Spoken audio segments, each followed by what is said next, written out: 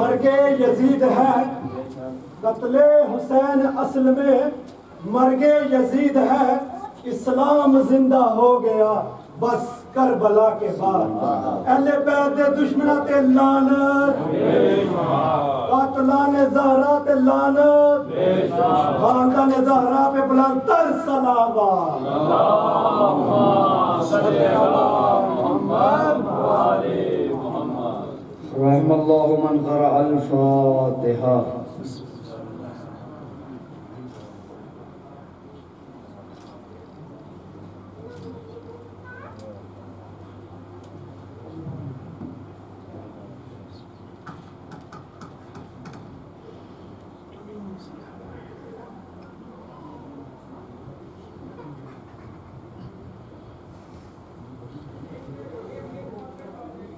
لا حول ولا قوة إلا بالله العلي العظيم۔ أعوذ بالله من الشيطان الرجيم، بسم الله الرحمن الرحيم۔ الحمد لله الذي نور قلوبنا ببلاء الحسين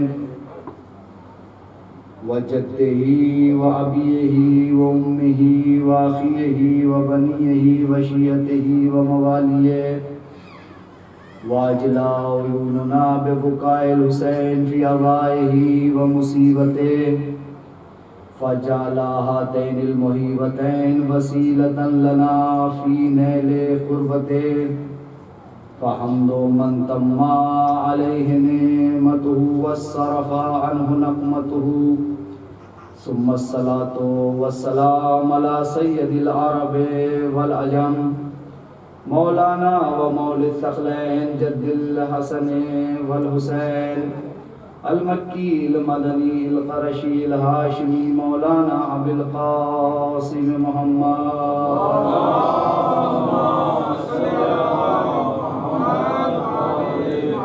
وعلى آله الطيبين الطاهرين المعصومين المنتخبين المنتجبين من الآن إلى قيام يوم الدين، أما بعد فقد قال سبحانه وتعالى في القرآن الكريم، بسم الله الرحمن الرحيم، وإذ ابتلى إبراهيم ربه بكلمات فأتمهن، قال إني جاعلك للناس إماما، قال من ذريتي، قال لا ينال عهد الظالمين۔ صلوات پڑھیں محمد۔ اللہم صلی علی محمد وعلی محمد۔ عزیزان گرامی بالقدر، بزرگان محترم، بزرگان ملت، ماتم داران سید الشہداء، آپ حضرات کی خدمت بابرکت میں سورہ بقرہ کی 124 نمبر کی تلاوت کا شرف حاصل ہوا، اور اسی آیت کے ذیل میں آپ کے اور ہمارے درمیان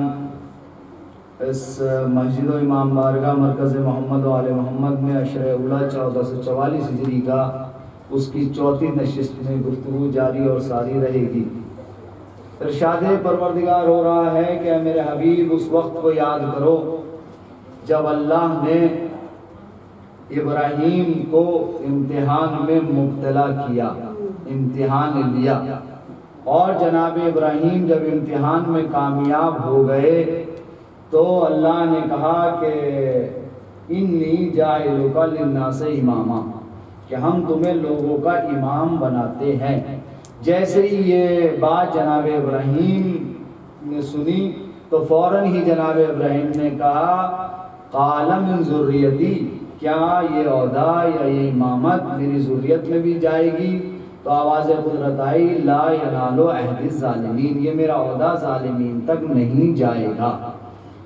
عزیزو، یہ آیت ہے، وقت میرے پاس جو ہے کیا ہے وہ تھوڑا سا کم ہوتا ہے، اور دوسری بات یہ ہے کہ مجھے اب سے نہیں، بہت دنوں سے جب سے مسلسل آتا ہوں تو آپ کی جو ہے احساس بہت ہوتا ہے۔ میں احساس یہ ہے کہ بہت سے 2 گھنٹے 3 گھنٹے 2.5 گھنٹے کی ٹریول کر کے یہاں آتے ہیں، پھر انہیں جانا رہتا ہے، تو میری بھی کوشش یہ رہتی ہے کہ میں جو ہوں زیادہ مطالب کم وقت میں جو ہے کیا آپ کی خدمت میں پہنچا سکوں۔ آج میں صرف جو ہے نا اس حدیث اس آیت کے ہی ذیل میں جو ہے بات آپ کی خدمت میں عرض کروں گا، جیسا کہ میں نے کل کلام کو یہاں چھوڑ دیا تھا، بغیر کسی تمہید کے، بغیر کسی بات کے یہاں بات چھوڑی تھی کہ پروردگار عالم نے ارشاد فرمایا لا ینال عہد الظالمین، یہ میرا عہدہ ظالمین تک نہیں پہنچے گا۔ اب یہاں سے بات بالکل شروع ہو رہی ہے اسی جملے سے۔ یہ جو آیت کا جز ہے، یہ جو آیت کا ٹکڑا ہے لا ینال عہد الظالمین، اس کے لیے علامہ ہلی رحمت اللہ علیہ نے اپنی کتاب باب ہادی عشر میں یہ استدلال قائم کیا ہے اسی جملے سے کہ امام کا معصوم ہونا ضروری ہے۔ دیکھیں جب میں انشاءاللہ اماموں کی شرطیں پڑھوں گا کہ امامت کے اندر کیا کیا شرطیں، کیا کیا خصوصیت ہے، تو وہاں بھی یہ جملہ آئے گا کہ امام کا معصوم ہونا ضروری ہے۔ امام کا سب سے زیادہ علم رکھنا یعنی صاحب علم ہونا ضروری ہے، صاحب شجاعت ہونا ضروری ہے، صاحب کرم ہونا ضروری ہے۔ یہ امام کے صفات اور خصوصیات میں انشاءاللہ کسی نشست میں ہماری اور آپ کی گفتگو رہے گی، لیکن آج صرف اتنا کہ یہ جو ٹکڑا ہے آخر کا اس آیت کا لا ینال عہد الظالمین، تو علامہ ہلی رحمت اللہ علیہ اپنی کتاب باب ہادی عشر میں انہوں نے 2-3 نکتے نکالے ہیں، کس بات پر دلیل قائم کی ہے کہ یہی جملہ، یہی ٹکڑا آیت کا ہے اس بات پر کافی ہے کہ امام کا معصوم ہونا ضروری ہے۔ اب انہوں نے پہلی دلیل کیا پیش کی؟ پہلی دلیل انہوں نے یہ پیش کی ہے کہ اگر امام جو منصب امامت پر ہے، یعنی جس کو اللہ نے امام بنایا ہے، امام کی ذمہ داری یہ ہوتی ہے کہ وہ لوگوں سے جو ہے کیا ظلم کو روکے اور ظالم مظلومین کی حمایت کرے۔ کیا ذمہ داری ہے امام کی؟ کہ وہ ظلم کو روکے اور کیا کرے؟ مظلومین جو ہوتے ہیں ان کی حمایت کرے۔ اگر امام معصوم نہیں ہوگا، بات اگر جو ہے میری پہنچ رہی، آج تھوڑا سا موضوع تھوڑا سا دقت طلب رہے گا، اگر مجھے ضرورت محسوس ہوگی تو میں آپ کو جگہ بھی لوں گا۔ ایک صلوات پڑھ دیجئے محمد آل محمد کی اللہ۔ لیکن ذرا تھوڑی سی آج میرے ساتھ تھوڑی سی دقت آپ کیجئے۔ کیا کہا ہے کہ امام کا معصوم ہونا کیوں ضروری ہے؟ اس لیے کہ امام کی ذمہ داریوں میں سے ایک ذمہ داری یہ ہے کہ وہ ظلم کو روکے اور مظلومین کی حمایت کرے۔ اب وہ کہتے ہیں کہ اگر امام معصوم نہ ہو، امام اپنے زمانے کا جو امام ہے وہ معصوم نہ ہو، تو اسے یہ کام کرنے کے لیے ایک چیز ہوتی ہے تسلسل لازم آئے گا، یعنی ایک سلسلہ لازم آئے گا، اور تسلسل علم کلام کی بحث میں محال ہے۔ ابھی تسلسل کیسے لازم آئے گا؟ مثال کے طور پر ایک زمانے میں ایک امام ہے اور وہ معصوم نہیں ہے، اسے ظلم کو روکنا ہے، مظلومین کی حمایت کرنی ہے، تو جب وہ خود معصوم نہیں ہے تو اسے پھر کسی دوسرے معصوم کی طرف جانا پڑے گا۔ اگر دوسرا معصوم نہیں ہے تو تیسرے کی طرف جانا پڑے گا، تیسرا نہیں ہے تو چوتھے کی طرف جانا پڑے گا، چوتھا نہیں ہے تو پانچویں کی طرف جانا پڑے گا۔ یعنی یہ کیا ہوگا؟ یہ ہو گیا تسلسل۔ اور تسلسل کیا ہوتا ہے؟ یہ ہوتا ہے محال، اور تسلسل ہوتا ہے باطل۔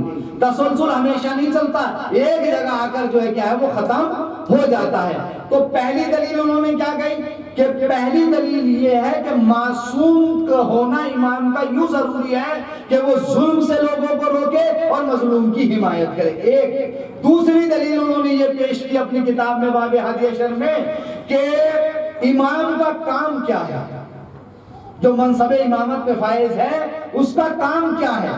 اس کا کام یہ ہے کہ وہ لوگوں کو امر بالمعروف کرے اور نہی عن المنکر کرے۔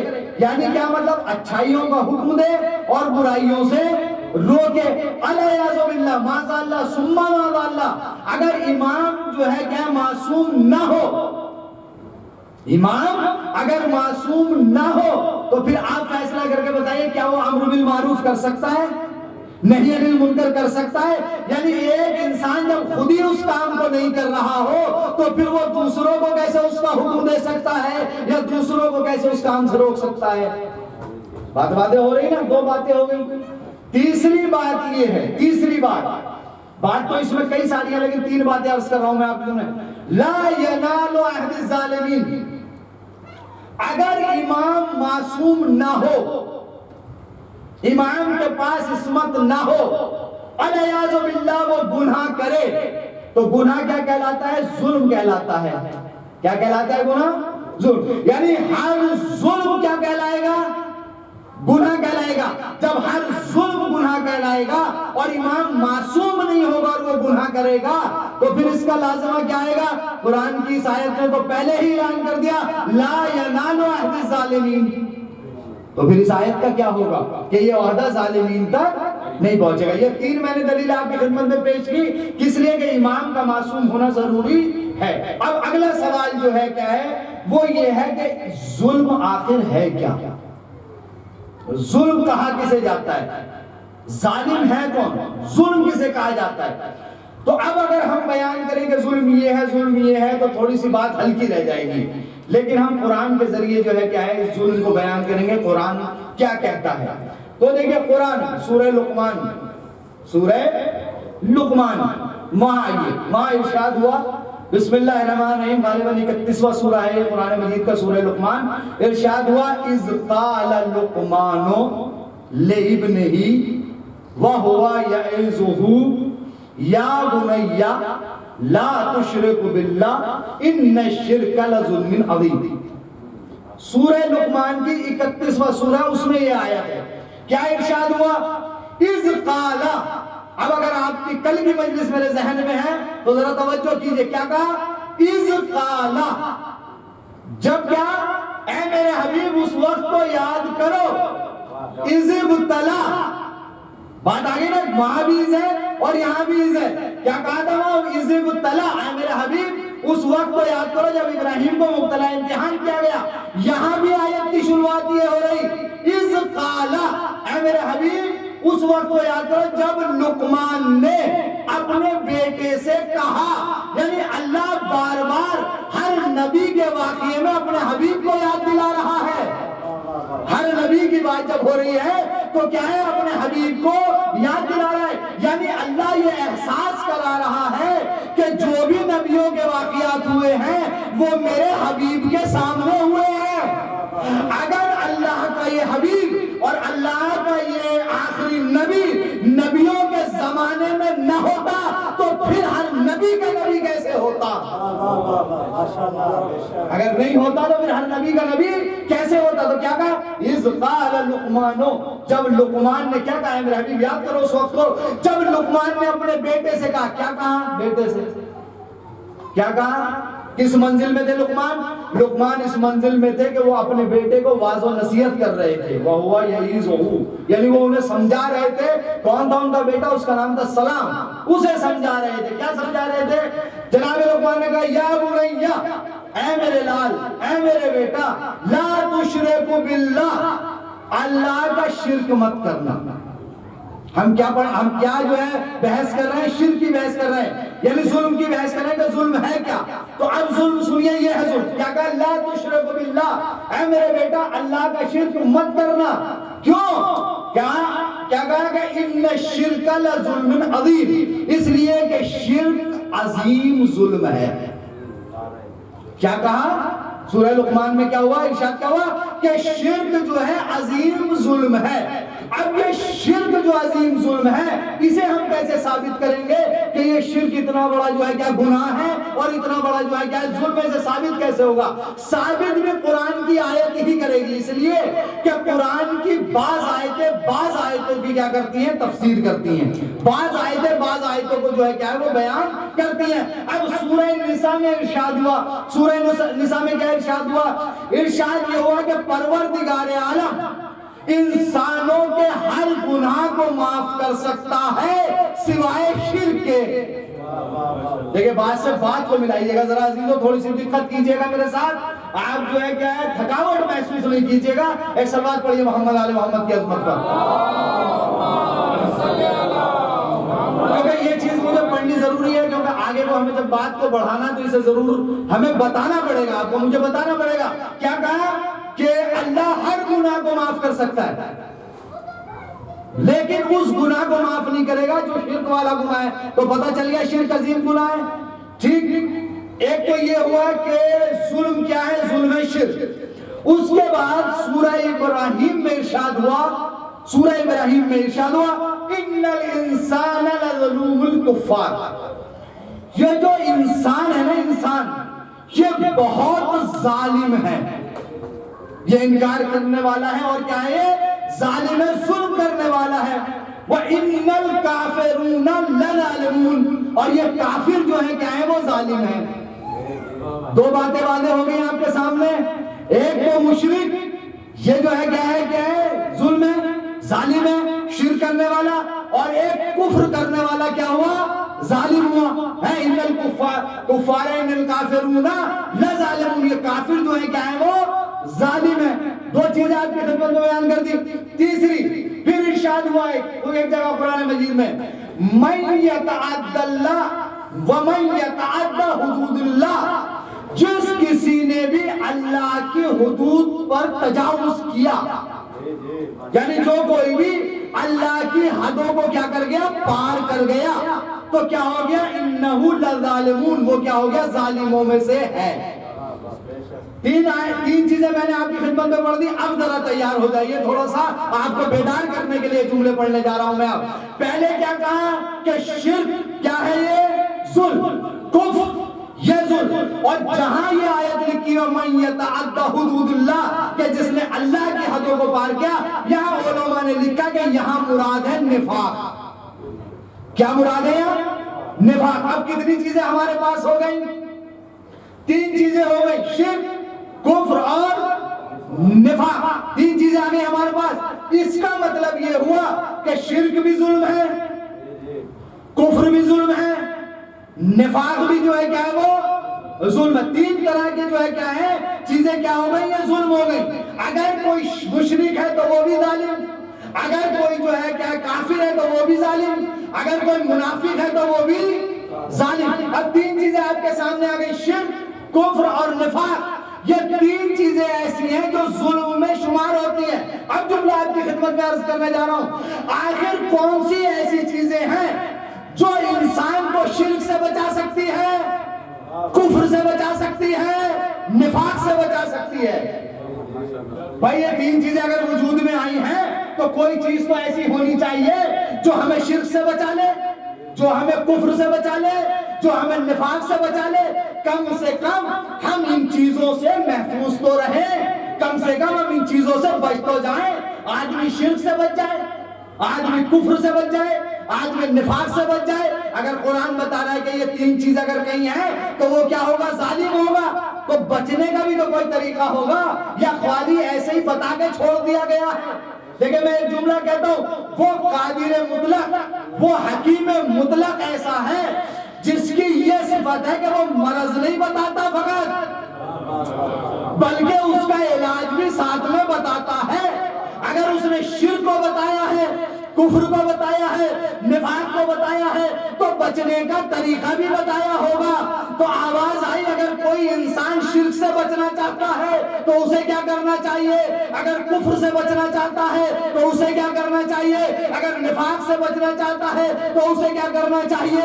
تو راستہ بتا دیا کہ راستہ یہ ہے کہ اگر کوئی شرک سے بچنا چاہے تو اسے کہنا چاہیے لا الہ الا اللہ۔ توجہ توجہ توجہ کیجئے گا، اگر کوئی شرک سے بچنا چاہے تو کہے لا الہ الا اللہ، اگر کفر سے بچنا ہے تو کہے محمد الرسول اللہ، اور اگر کسی کو نفاق سے بچنا ہے تو اسے کہنا پڑے گا علی ولی اللہ۔ ایک سلوات پڑھ دیجئے محمد علی محمد کی عظمت پر۔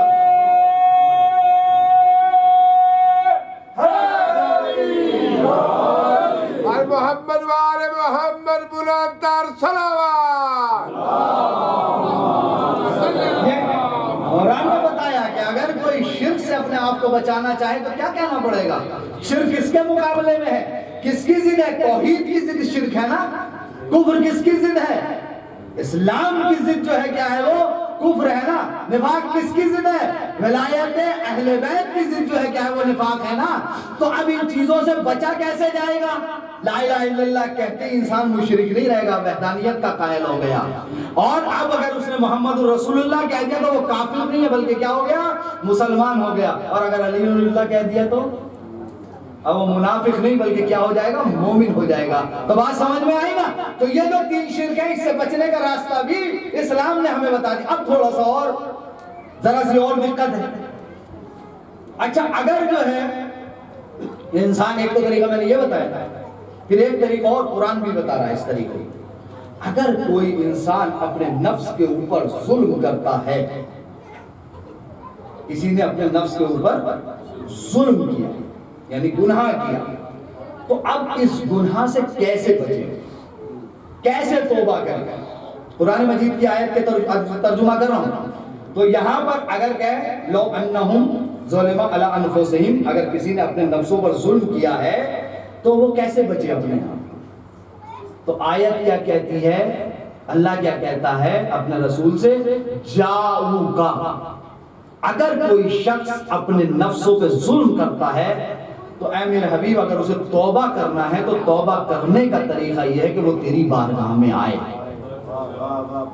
جاؤ کا، اے میرے حبیب کہاں آئے؟ وہ تیری بارگاہ میں آئے۔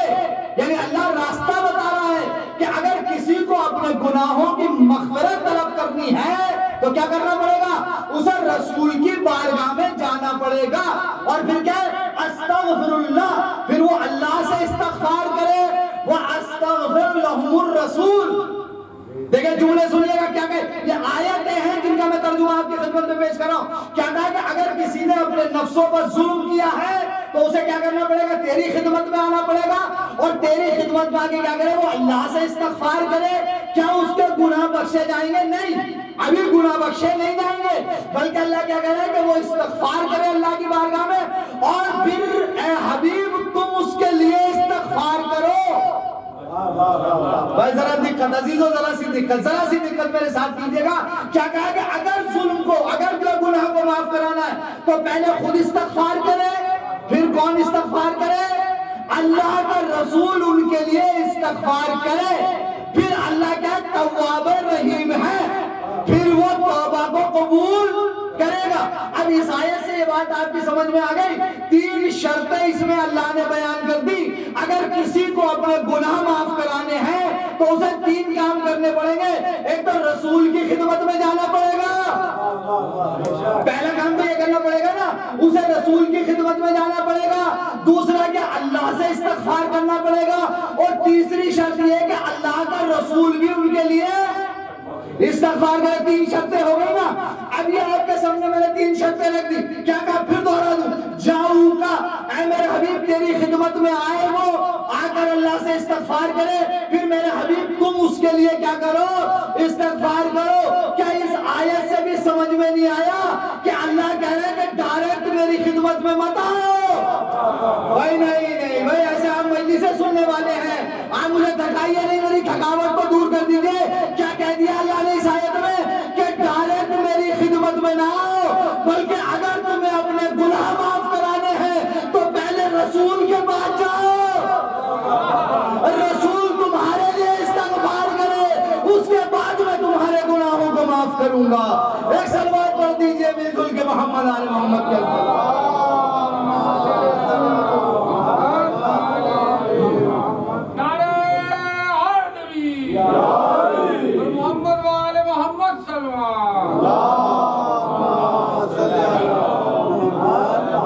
کیا بات سمجھ میں آ رہی؟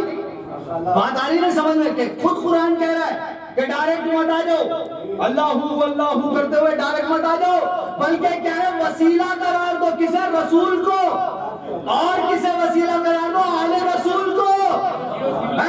ڈائریکٹ نہیں جا سکتا آدمی، اللہ کہہ رہے ہیں ڈائریکٹ نہیں جا رہا، لیکن مشکل ہمارے ساتھ یہ ہوئی جب ہم نے وسیلہ بنایا اہل بیت کو، رسول کو اور آل رسول کو، تو لوگ ہمیں ہی مشرک کہہ بیٹھے۔ توجہ کیجئے، ہیں لوگ ہمیں ہی مشرک کہہ رہے تھے، شرک کے فتوے لگانے لگے۔ ارے بھائی ایک بات یہ تو بتاؤ، کیا کسی کو وسیلہ بنانا اللہ کی بارگاہ میں یہ شرک تھوڑی ہے؟ کیوں؟ اب میں جملہ کہنے جا رہا ہوں، اسے یاد رکھیے گا، اس لیے کہ ہم نے کبھی بھی رسول اور آل رسول کو اللہ کا شریک نہ اس کی ذات میں قرار دیا، نہ اس کی صفات میں قرار دیا، نہ اس کے اعمال میں یعنی افعال میں ہم نے اہل بیت کو شریک قرار بلکہ ہم تو اتنا مانتے ہیں کہ اللہ اللہ ہے. یعنی جملے کو بدل کے کہوں وہ معبود ہے، یہ عابد ہے، وہ مسجود ہے، یہ ساجد ہے، ارے وہ عطا کرنے والا ہے، یہ لینے والے ہیں. اب ذرا عقل اگر ہے کسی کے پاس تو یہ بتائیے جو دینے والا لینے والے کے برابر کیسے ہو سکتا ہے؟ لیکن ہم غلامان آل محمد کا عقیدہ اتنا ضرور ہے، اتنا مستحکم ہے کہ کائنات کے اندر اگر یہ ہے تو یہ دنیا کی سب سے اکمل اور افضل فرد ہے. یہ ہمارا عقیدہ ہے، اس عقیدے سے ہمیں کوئی نہیں ہٹا سکتا. لیکن ہم نے کبھی اہل بیت کو شریک قرار نہیں دیا. کیا ہے کہ شرک کے فرق ہے. پھر اور بات کو تھوڑی سی ترقی میں دے دوں اپنی، کیونکہ وقت بہت، یہ گھڑی جب میں پڑھنا شروع کرتا ہوں تو تیز چلنے لگتی ہے. ایک سلوات اور پڑھیے محمد آل محمد کے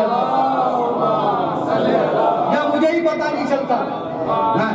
تو اب دیکھیں تیز چل رہی 51 پہ آ گئی یہ گھڑی. اگر اصل جو وقت جو میں وعدہ کرتا ہوں کہ 9 بجے تک ختم کر دوں تو 9 منٹ ہیں، جس میں مجھے مسائل بھی پڑھنے پڑیں گے اور لیکن میں اس بات کو ذرا سا پورا کر دوں. اب سنیے کیا ہے کہ وسیلہ قرار دینا ہے نا اہل بیت کی کو اللہ کی بات. اللہ کہہ رہا جاؤں گا یعنی تیری خدمت میں آئے، ٹھیک ہے.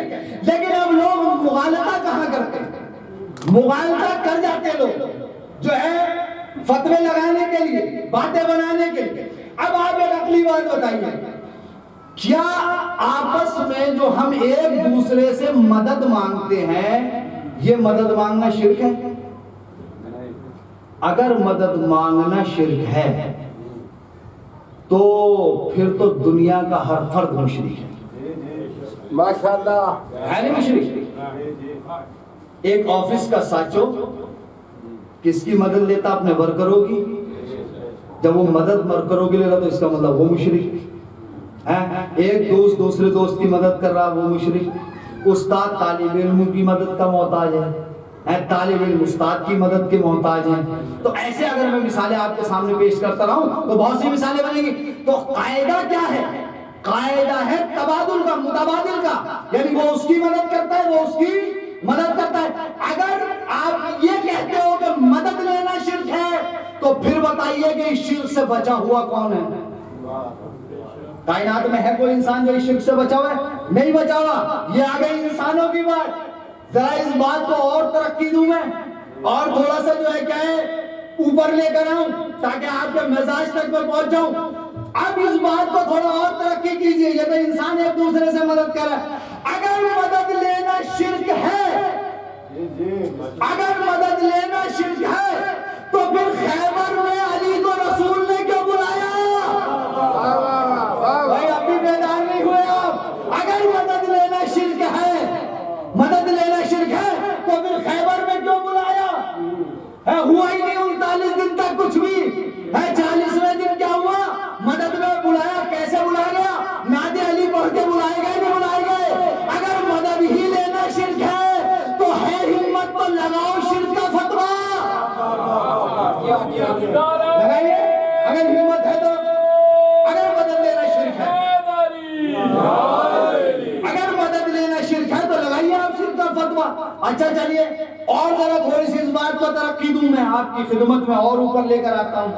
اگر مدد لینا شرک تھا تو امام حسین نے کیوں ہی نعرہ بلند کیا حل من ناصر ینصرنا؟ واہ واہ واہ واہ واہ واہ. توجہ کیجئے گا بھائی کیوں مدد حل من ناصر ینصرنا؟ یہ مدد کا ہی تو ہے. کیوں؟ تو پھر کیا کہیں گے اس بارے میں اگر مدد لینا شرک ہے؟ ابھی تک تو آپ بیٹھے. اب میں سورہ محمد کی آیت نمبر 7 پڑھنے جا رہا ہوں. ابھی جو میں نے قرآن منگایا تھا وہ تھوڑا سا میرے ذہن سے جو ہے آیت نمبر نکل رہی تھی کہ کون سی ہے، لیکن آیت نمبر 7 پڑھ رہا ہوں میں. کہاں سے بات چلی یہ ذہن میں رکھیے گا. یعنی کہ مدد لینا اگر شرک ہے.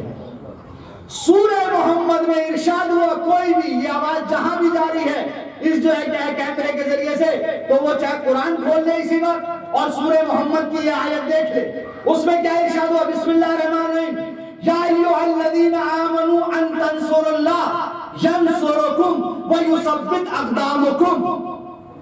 ارشاد پروردگار ہو رہا ہے سورہ محمد کی 7 نمبر کی آیت میں، یا ایھا الذین آمنوا، ایمان لانے والو، ان تنصروا اللہ، تم اللہ کی مدد کرو۔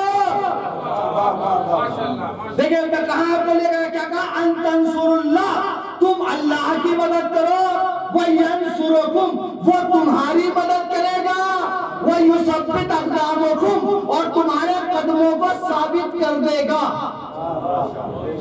اگر بات واضح ہو گئی ہو تو پھر اور تھوڑا سا ایک دو جملے کہہ دوں میں، کیا کہا ہے؟ ایمان لانے والو، تم اللہ کی مدد کرو۔ اللہ کو مدد کی کیا ضرورت پڑ گئی؟ اللہ کو کیسی مدد چاہیے آپ کی؟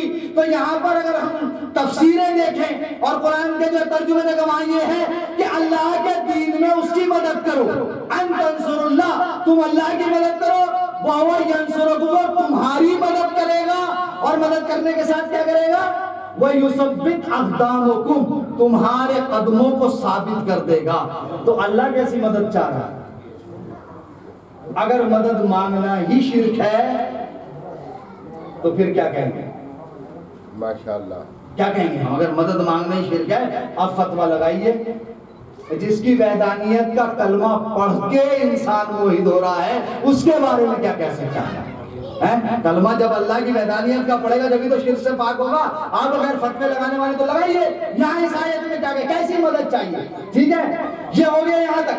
اب نتیجہ یہ ہے کہ ہم نے، اب جملہ میں جو ہے اس کا پیش کرو، ہم نے کبھی بھی اہل بیت سے جو مدد طلب کی ہے تو اہل بیت کو اہل بیت جان کر مدد طلب کی ہے، کبھی ان کو خدا کا شریک قرار دے کے مدد طلب نہیں کی، کبھی خدا کا شریک قرار دے کر مدد طلب نہیں کی۔ اگر ہم یا علی مدد کہتے ہیں، اگر ہم علی سے مدد طلب کرتے ہیں تو علی کو علی جان کر مدد طلب کرتے ہیں، علی کو امام جان کر مدد طلب کرتے ہیں، علی کو جو ولی جان کر مدد کرتے ہیں۔ اور جب ہمیں مدد ہی لینی ہے نا تو ہم کائنات کے سب سے بڑھیا انسان سے مدد لینا، جب مدد ہی لینی تو اچھے انسان سے لے۔ اب یہ بات کہاں سے آ گئی کہ یہ کائنات کے سب سے بڑھیا انسان ہے؟ تو اب میں نہیں کہہ رہا، رسول کہہ رہے ہیں کہ علی جو ہے کیا بشر نہیں ہے بلکہ علی خیر البشر ہے۔ وہ جب مدد لینی تو خیر البشر سے لیجئے۔ بس علی پیر، نبی جان پیر، علی دستگیر، نعرہ حیدری، خاندان زہرا پہ بلند تر صلوات۔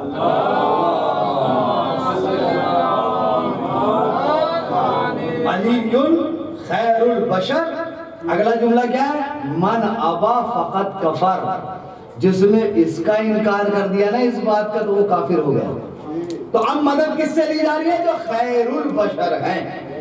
تو اب مدد ہم یہ سوچ کے نہیں لے رہے کہ وہ خدا کی کسی ذات میں شریک ہیں یا کسی فعل میں شریک ہیں یا اس کی کسی صفت میں شریک ہیں، نہیں، جتنی بھی طاقت اور پاور ہمارے معصومین کو عطا کی ہوئی ہے وہ اللہ کی عطا کی ہوئی ہے، یہ اللہ کی طرف سے عطا کی ہوئی۔ یہ سمجھ کے ہم کیا کر رہے ہیں؟ پھر جو ہے اہل بیت کو وسیلہ بنا رہے ہیں۔ لا ینال عہد الظالمین، یہ عہدہ میرا جو ہے ظالمین تک نہیں پہنچے گا۔ اب انشاءاللہ فضائل کی منزل تمام ہو گئی۔ اب انشاءاللہ یہاں سے تھوڑی سی اور بات آگے بڑھے گی۔ کل انشاءاللہ یہ اشارہ ہوگا کہ جناب ابراہیم کے امتحان کیا ہوئے، کیسے امتحان تھے، وہ امتحان میں کامیاب ہوئے تو کیا ملا۔ پھر انشاءاللہ تھوڑا سا امام کسے کہتے ہیں، امامت کے بارے میں ہمارا کیا عقیدہ ہے، اہل سنت برادران کا امامت کے بارے میں کیا عقیدہ ہے، انشاءاللہ یہ جو ہے بحث ہماری کل انشاءاللہ بڑھے گی۔ آج تو بس فقط اتنا، وَإِذِ ابْتَلَىٰ إِبْرَاهِيمَ رَبُّهُ بِكَلِمَاتٍ فَأَتَمَّهُنَّ، اے میرے حبیب اس وقت کو یاد کرو جب اللہ نے ابراہیم کو مبتلا امتحان کیا۔ اب یہاں ایک سوال اور آتا ہے، دیکھیں ایک جملہ اور کہہ دوں تاکہ آپ کے ذہن میں رہ جائے تو بات جو ہے کیا یہاں ہو۔ دیکھیں دو چیز ہوتی ہے، ایک ہوتا ہے امتحان اور ایک ہوتا ہے ابتلا۔ امتحان اور ابتلا میں بھی فرق ہے، یہ فرق ہے انشاءاللہ کسی دن اسے بھی میں واضح کر دوں گا کہ ابتلا الگ چیز ہے، امتحان۔ یہ تو ہماری زبان کی مجبوری ہے کہ ہم ابتلا کا ترجمہ امتحان کے علاوہ کچھ کر نہیں پا رہے۔ ہماری زبان میں اتنی وسعت نہیں ہے. عربی زبان جو ہے کیا ہے وہ بہت وسیع زبان ہے، اس میں بڑے مترادف الفاظ ہیں، یعنی الگ الگ لفظ ہیں، الگ الگ یعنی الفاظ بہت زیادہ ہیں، یعنی ایک معنی کے لیے الگ الگ لفظ جو ہے کیا عربی کے اندر. عربی بہت وسعت رکھتی ہے عربی زبان. تو یہاں پر ایک جو آتا ہے تو کیا ہوا کہ اللہ نے مبتلا امتحان کیا ابراہیم کو، اس وقت کو یاد کرو، اور ابراہیم کامیاب بھی ہو گئے. اللہ نے کہا کہ ہم تمہیں جو ہے امام بناتے لوگوں کا. جناب ابراہیم نے کہا میری ذریت میں کہا یہ عہدہ ظالمین تک نہیں پہنچے. عزیزو 4 محرم آ گئی، 4 دن گزر گئے. 4 محرم کی، جیسے میں نے 2 محرم کو 2-3 جملے کہے تھے 4 محرم کے حوالے سے. دیکھیے 4 محرم کو جو ہے علماء ذاکرین کا جو ہے کیا یہ وہ ہے مصائب میں کہ وہ جناب حبیب بن مظاہر کے مصائب کو جو ہے بیان کرتے ہیں. کچھ جناب حضور کے بھی پڑھتے ہیں اور بھی صحابیوں کے، اس لیے کہ 4 محرم تک ہم اصحاب حسینی کا پرسہ دیتے ہیں اور 5 سے پھر بنی ہاشم کی پرسہ داری شروع ہو جاتی ہے. تو آج 4 محرم ہے. 4 محرم کی ایک مصیبت یہ بھی ہے کہ جب امام حسین کربلا میں وارد ہوئے اور خیمے نصب ہو گئے تو روایت یہ بتاتی ہے کہ 4 محرم کو یزید کی طرف سے حکم آیا کہ خیموں کو، یزید کے لشکر کی طرف سے کہ خیموں کو ہٹا لیا جائے. جیسے ہی آ کے جو ہے کیا ہے خیموں کے قریب لشکر اعداء نے یہ کہا کہ یہاں سے خیمے ہٹا لیے جائیں تو مقتل یہ بیان کرتے ہیں کہ جو اصحاب حسینی تھے ان کی تیوریاں چڑھ گئیں. زہیر ابن خین، سعید، مسلم ابن اوسجا، ان لوگوں کی جو ہے کیا ہے تیوریاں چڑھ گئیں اور انہوں نے اپنی تلواروں کو جو ہے کیا ہے نیام سے باہر نکال دیا. یہ کس کا حال تھا؟ یہ حال اصحاب حسینی کا تھا کہ وہ برداشت نہیں کر پا رہے کہ اب یہاں سے حسین کے خیمے ہٹا لیے جائیں. عزیزو ذرا آپ محسوس کریں اور توجہ دیں کہ جب اصحاب حسینی کا یہ حال ہوگا تو علمدار حسینی کا کیا حال ہوگا. جیسے ہی آدھا نہیں آ کے خیمے ہٹا لیے جائیں تو مقتل یہ بیان کرتے ہیں جناب عباس نے خط کھینچ دیا تھا خیام حسینی کے سامنے اور کہا تھا اگر ہمت ہے تو اس خط کو عبور کر کے دکھاؤ. لیکن عزیزوں اس منظر کو امام حسین نے دیکھ لیا. اب امام حسین دیکھ رہے ہیں کہ میرا بھائی عباس، میرا شیر اس وقت قابو میں نہیں ہے. خط کھینچ دیا جناب عباس نے اور کہہ دیا کہ اگر ہمت ہے تو اسے. لیکن امام حسین آگے بڑھ کے جناب عباس کو روک نہ سکے. مقتل سے پڑھ لاؤں یہ جملے میں. امام حسین نہیں گئے جناب عباس کے پاس کہ اب جا کے کہتے ہیں کہ عباس ہمیں خیموں کے ایشو پہ جنگ نہیں کرنی ہے، ہم جنگ کی پہل کرنا نہیں چاہتے. وجہ آپ کی سمجھ میں آئی کیوں نہیں روکنا چاہ رہے؟ اس لیے نہیں روکنا چاہ رہے ہیں کہ مدینے سے لے کے کربلا تک یہ کہتے ہوئے چلے آئے کہ عباس ابھی کربلا نہیں آئی ہے، ابھی کربلا کا میدان نہیں آیا ہے میرے بھائی. لیکن اب حسین کیا کہہ کے عباس کو روکے کہ عباس ابھی کربلا نہیں آئی ہے.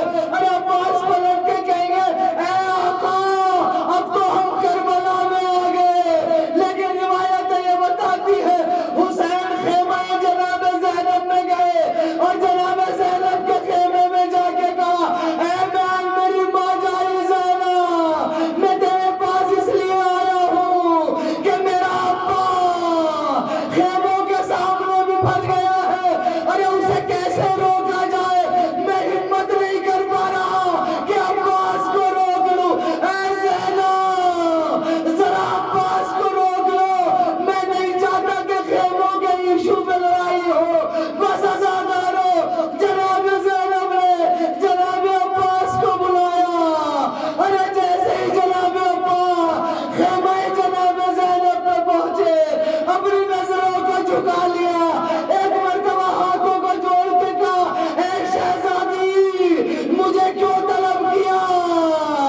میں ایک مرتبہ جناب زینب نے کہا اے بھیا ابا حسین یہ چاہتے ہیں کہ خیمے ہٹا لیے جائے. ارے عزادارو عباس جیسا بہادر، ارے عباس جیسا غیور کیا گزری ہوگی.